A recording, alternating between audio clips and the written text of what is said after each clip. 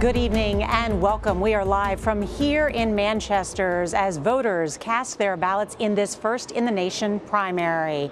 CBS News can project at this hour that Donald Trump is the winner of New Hampshire's Republican presidential primary. These are the vote tallies just coming in right now at this hour. We should note no Republican has ever won both Iowa and New Hampshire and failed to secure the nomination. But tonight, Nikki Haley said this race is far from over. We are hearing from both of the candidates tonight, and they are beginning to set expectations about the campaign ahead. We also have exit poll data, but what the shape of what this electorate was like here in New Hampshire. It was more moderate, more independent than what we saw in Iowa. Also, the economy and immigration, some of the top issues on voters' minds. And 1 in 5 voters made their decision in the last couple of days, and they largely broke for Nikki Haley. We've got our team coverage from across the state, and CBS's Ed O'Keefe will start us off tonight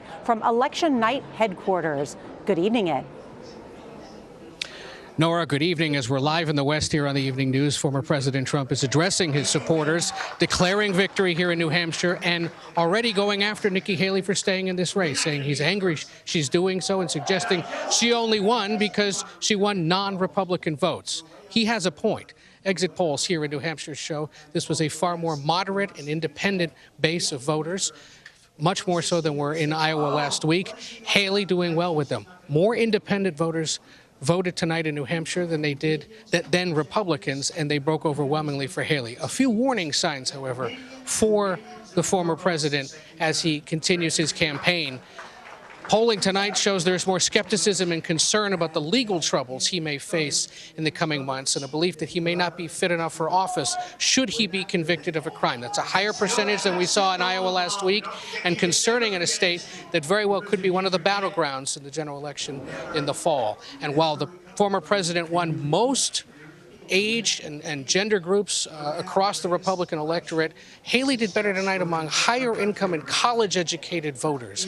A sign again that the former president may struggle to unite the entire Republican Party and other voters who he might have well been able to win otherwise. Nora?